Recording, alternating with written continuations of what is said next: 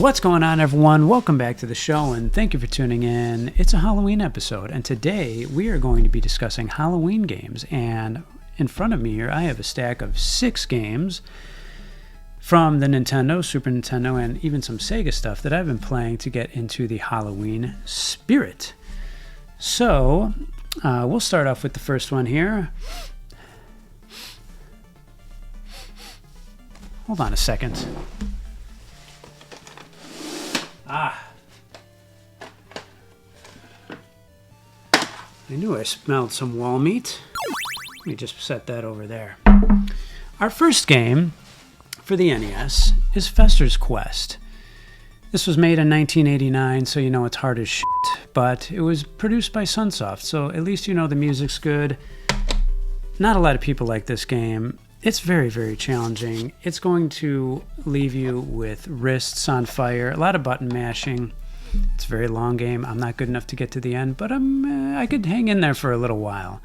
Get through a few boss battles at least. I do enjoy this one. Not a lot of people do, but this one I've popped in several times this month, and I'm really enjoying that a lot. Next one, a game that is the exact opposite. Most people do like this game, and that is Dracula's Curse, Castlevania 3. This takes the very first Castlevania and kind of puts it on steroids, doesn't it?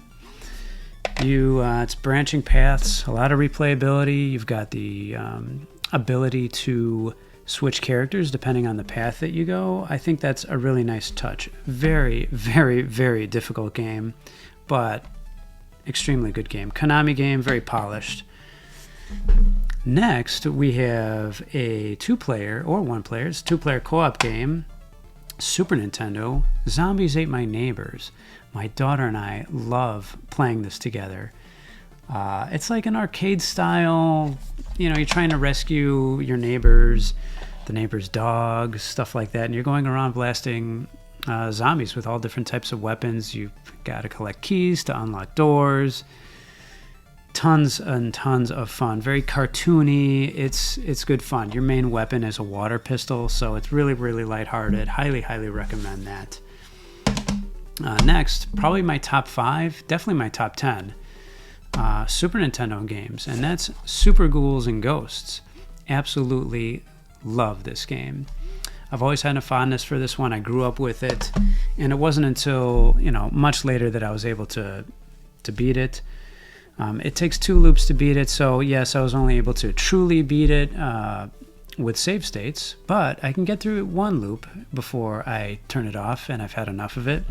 We could at least do that, and I do have a good time in the process. Really, really difficult, but very polished as well. Capcom game. That is a great, great game for Halloween. And the Sega Genesis counterpart in Ghouls and Ghosts. I didn't get this until probably a few months back, and I'm having a lot of fun with it. Is it as good as the Super Nintendo one? I like both of them, actually, for different reasons. I think I like the music and the graphics on the Super Nintendo version. I think the Super Nintendo version only suffers from slowdown.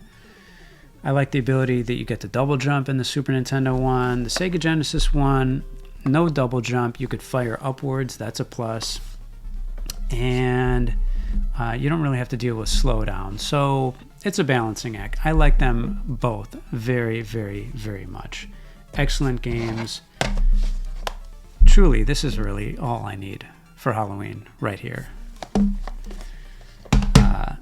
Super Ghouls and Ghosts and Ghosts and Ghouls and Ghosts and Super Ghouls and Ghosts there.